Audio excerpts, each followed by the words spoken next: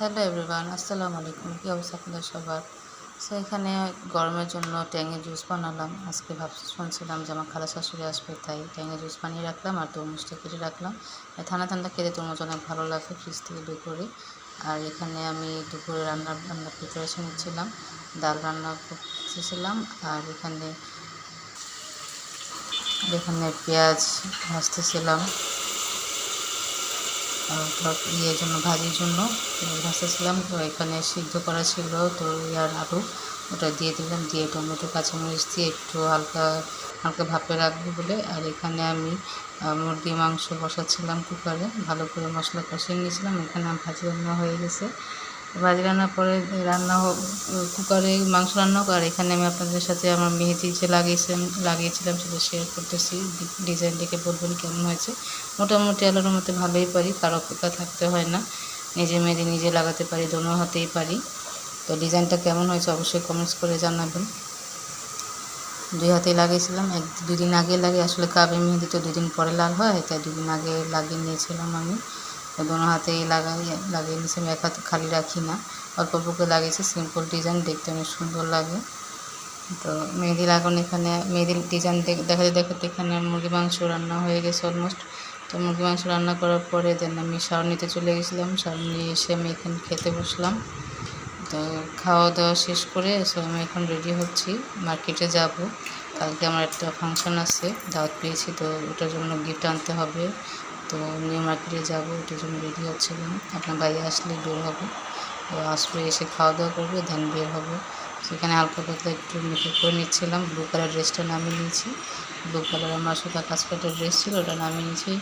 যে গরম পড়ছে আবার ইদানিং, কী আর বলবো, গরমের জন্য ভালো লাগতেছে না কিছু। সেখানে আমি ব্লু ফিল করতেছিলাম নিজে হালকা করে। আর না ঘুমাইতে ঘুমাইতে চেহারা যে অবস্থা হচ্ছে আমার ইদানিং, মেকআপ করলেও মনে হয় যে চেহারা অনেক দিন যাবৎ ঘুমাইনি, এমন একটা ফিল আসে। যাদের ছোটো বাচ্চা কাচ্চা আছে তারাই বুঝে আমার কষ্টটা বুঝতে পারবে। সেখানে আমি রেডি হয়ে গেলাম, লাল সিলের ড্রেসের সাথে একটা ইয়ারিং নিয়ে নিলাম। সিম্পল একটা মেকআপ লুক দিলাম, খালি এত যাওয়া যায় না, তো মেকআপ না করলে একটু ভালো লাগে না। আর ইদানিং যা ফেসের অবস্থা হচ্ছে আমার, তো যাকে এখানে আমার সাইবান কী করতেছে, পানি পড়ছে দেখে ওইখানে মুছবে, পানিটা নিয়ে মুছবে, প্রায় এরকমই করে, পানি পড়লে বা শেষ করলে নিজে থেকে নিয়ে আসে মুছে। এখানে এখন বের হয়ে যাচ্ছি, বাইক নিচে রাখা আছে, বের হলাম, নিয়ে মার্কেটে চলে আসলাম। এখানে বেডশিট দেখতেছিলাম, নতুন বউকে গিফট দিব বেডশিট। নতুন বউ কালকে খিচুড়ি রান্না করবে, আমাদের মধ্যে কালচারের নিয়ম আছে, নতুন বউ মিষ্টি জিনিস রান্না করে, আমরা সবাই ওকে গিফট দিব। সেখানে এগুলো বেডশিট দেখতেছিলাম, তো এই বেডশিট আমার জন্য ভালো লাগতেছিল, 1000 টাকা করে প্রাইস ছিল, এগুলো সব 1000 করে ছিল। আর আমি যেটা পছন্দ করেছি ওটার দাম ছিল 1650, এটা 1650 দাম ছিল, এটা দামাদামি করে 1400 টাকার মধ্যে দিয়েছে। বেডশিটটা অনেক সুন্দর ছিল, কালারটা ডিজাইনটা সুন্দর ছিল। এখানে অনেকগুলো বেডশিট ছিল, আমি সবগুলো দেখতেছিলাম, পরে দামগুলো সব জিজ্ঞেস করে নিয়েছি, কোনটা আছে। নকশি কাঁথাগুলো দেখতেছিলাম, ওটার প্রাইস জিজ্ঞেস করছি। নকশি একটা হালকা মতো নকশি কাঁথা নিব, পাতলাটা খাতা থাকতে লাগে। তো বের হয়ে তারপরে এখানে কুশন কভার কম, সামনে যেহেতু কুরবানি ঈদ আছে, চাদর আর কুশন কভার নেওয়ার ইচ্ছা আছে, দেখি নেওয়া যায় কি যায় না। এখানে ঘুরতে ঘুরতে অনেক জায়গায় দেখছি, বাট ওটাই পছন্দ হয়েছিল, ওটাই নিয়ে নিচ্ছি। ওখান থেকে বের হয়ে পরে আবার চাঁদনি জায়গায় দিয়ে গেলাম, গোলপেটের সেটের জায়গায়। তো ওর জন্য একটা গোলপেটের সেট পছন্দ করলাম এখান থেকে আমি দেখার পরে। ওটা 1400 বলতেছিল, আমি দামাদামি করে 1000 টাকার মধ্যে নেওয়ার চেষ্টা করেছি।